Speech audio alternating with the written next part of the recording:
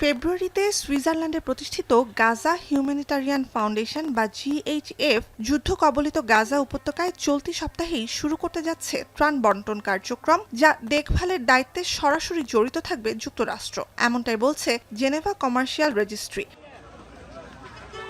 মার্কিন নিরাপত্তা ও লজিস্টিক সংস্থা ইউজি সলিউশনস ও সেফ রিচ সলিউশনসের সাথে একসঙ্গে কাজ করবে GHF। এ পর্যন্ত $10 কোটি বেশি তহবিলও পেয়েছে সংস্থাটি, কিন্তু অর্থের উৎস কি সেটি অজানা। গাজায় নতুন পরিকল্পনা অনুযায়ী ত্রাণ সরবরাহ শুরু করতে দখলদার ইসরায়েলের সাথে কাজ করছে যুক্তরাষ্ট্র। যদিও ইসরায়েল বলছে ত্রাণ সরবরাহে যুক্ত থাকবে না দেশটি, কিন্তু GHF এর কাজেও বাধা দেবে না। GHF এর নথি বলছে 4টি সুরক্ষিত ত্রাণ বিপণন কেন্দ্র থেকে প্রায় 12 লাখ মানুষকে খাদ্য, পানি সহ জরুরি পণ্য পৌঁছে দেওয়াই প্রাথমিক লক্ষ্য। ইসরায়েলি কর্মকর্তারা জানান, সবগুলো কেন্দ্রই কাজ করবে গাজার দক্ষিণাঞ্চল থেকে। যুক্তরাষ্ট্রের বিভিন্ন বেসরকারি প্রতিষ্ঠান ত্রাণের পণ্য পৌঁছে দেবে এসব কেন্দ্রে।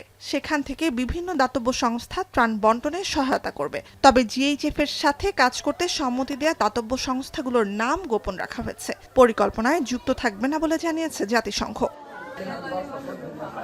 জাতিসংঘ বলছে, ত্রাণ বন্টনের স্বচ্ছতা, নিরপেক্ষতা আর স্বাধীনতার মূল্যবোধের সাথে সাংঘর্ষিক যুক্তরাষ্ট্রের বিকল্প পরিকল্পনা। এ পরিকল্পনার ফলে ত্রাণ বন্টন সুনির্দিষ্ট এলাকার মধ্যে সীমিত থাকবে, ফলে বাকিদের প্রয়োজন উপেক্ষিত হবে বলেও অভিযোগ করা হয়। 1.5 বছরের ইসরায়েলি আগ্রাসনে ধ্বংসস্তূপ আর মৃত্যুপুরীতে রূপ নেয়া গাজার 23 লাখ বাসিন্দার জন্য বিকল্প ত্রাণ পরিকল্পনা কার্যকরে নষ্ট করার মতো সময়ও নেই বলে জানান জাতিসংঘের ত্রাণ বিষয়ক প্রধান টম ফ্লেচার। গাজায় জাতিসংঘ ও বিভিন্ন আন্তর্জাতিক দাতব্য সংস্থার ত্রাণ কার্যক্রমের আড়ালে হামাস সুবিধাভোগী এমন অভিযোগে 2 মার্চ থেকে উপত্যকায় সব ধরনের ত্রাণ ও বাণিজ্যিক পণ্য প্রবেশ বন্ধ করে দেয় ইসরায়েল। 86 দিনের অবরোধে অনাহার আর অপুষ্টিতে প্রাণ গেছে 300-র বেশি মানুষের।